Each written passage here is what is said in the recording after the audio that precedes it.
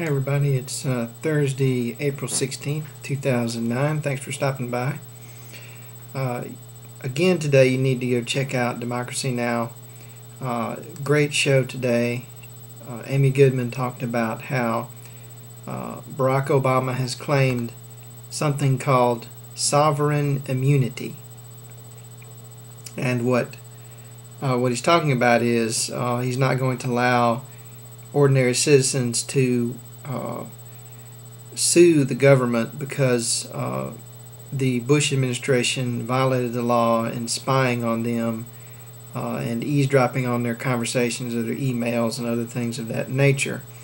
So the basic concept that U.S. citizens can sue the government to address or to handle to redress grievances has been overturned by Obama with this notion of sovereign immunity. And if you remember, before the Enlightenment, European kings used to claim that they were the representatives of God on earth and that their word was unquestionable, and they had sovereign immunity. You could not say anything or do anything against the king because, you know, he was the king and you were just a vassal of the king. Well, it seems that that is Obama's concept of his relationship to us U.S. citizens. The other day I had a rather infuriating conversation with a Zionist. Like many of the Zionists, he seemed very angry, very hateful, and very young and immature. And he started telling me that Arabs were just as bad as Nazis, or Muslims were just as bad as Nazis, that Muslims were similar to Nazis, that they're so similar, they're similar in many ways. He said they have the same mentality. On and on and on. He kept comparing them and equating them, saying they're, approximately the same thing. So I said, well, you told me that Arabs are Nazis. And he flew into a rage and started telling me that I was lying, that he didn't say that. He didn't say Arabs are Nazis. He said they're just as bad as Nazis. Big difference. So, he said that I was lying because I said that, because that wasn't his exact quote. And I said, yes, that wasn't your exact quote. It was basically what you were trying to say. And then he typed the old LOL, you're wrong, you're a liar, you're this, you're that, I proved you wrong, I won the debate. The basic act of the Zionist propagandist. When they have nothing left, they try to prove that you said one word that wasn't quite accurate, and then they throw their hands up and do a victory dance. Very amusing. But I ended up just blocking this guy because I was sick of the nonsense and the racism and bigotry that he was displaying, and comparing Muslims to Nazis, and really. He was, in my opinion, downplaying the Holocaust, because he was saying that just by being a Muslim, it's just as you're just as bad as a Nazi. But the Nazis worked really hard to be as bad as they were. Okay, they weren't just born like that. They pushed 6 million people into ovens. And that is not the same thing as being a Muslim. Okay, that's two totally different things. That's not the same thing as being born into a religion that you don't like.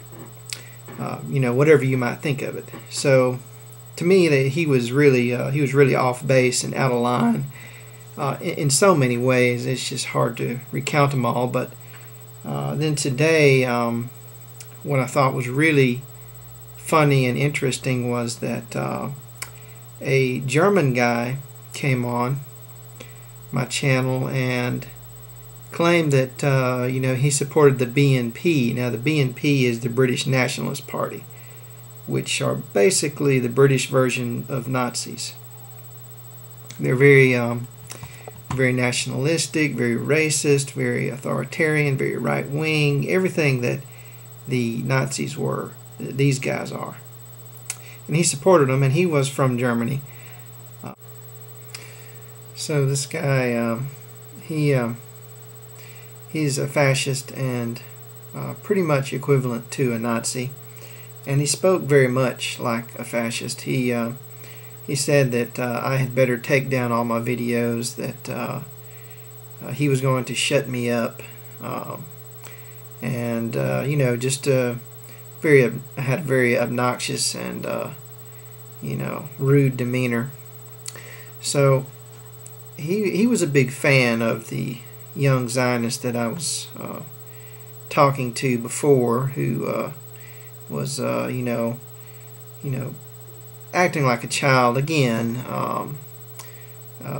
quibbling over words and claiming victory and all this kind of stuff, and you know, acting like a fool.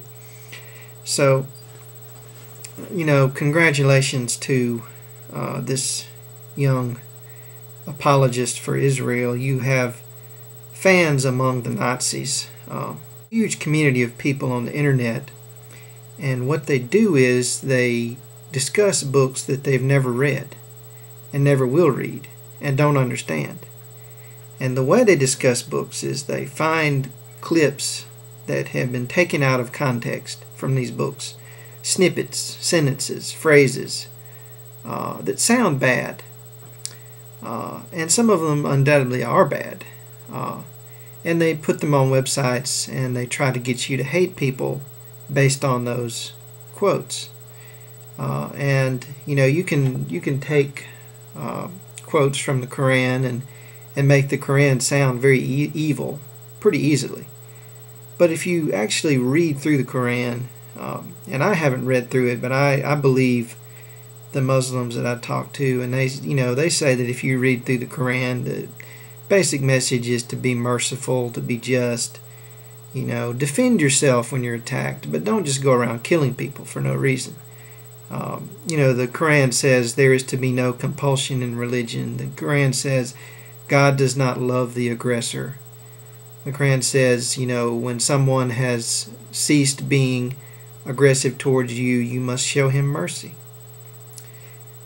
But these people, they're not interested in that. They're only interested in the things that, you know, they can string together to make the Quran look like some kind of devil's book, which of course it's not. You know, I want you to think about when somebody is describing a book to you who's never read that book.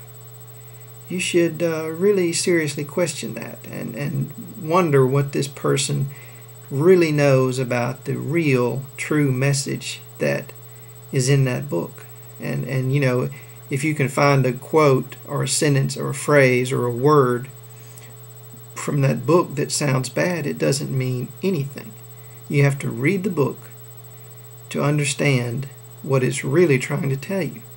And so my message to you would be, no matter, you know, what religion you are, no matter what political beliefs you have, don't talk about books that you've never read. Don't quote them even. Don't go to hate sites looking, you know, don't go to the Nazi homepage looking for Jewish history and culture. And don't go to these Islamophobic websites looking for information about the Quran. It's exactly the same thing, and it's nonsense. And they're taking things out of context, trying to deceive you the way they've been deceived. So you will hate people because you think those people are hateful. I mean, it really doesn't make any sense at all if you get down to it and you think about what's going on, what they're doing is totally nonsense and ridiculous. So anyway, if you want to know what's in the Quran, read the Quran. If you want to know what's in the Talmud, read the Talmud. I mean, doesn't that make sense? Don't believe all these people who are interpreting these books for you, who hate the people who believe what's in those books. It's just it's a big scam. Thanks for watching.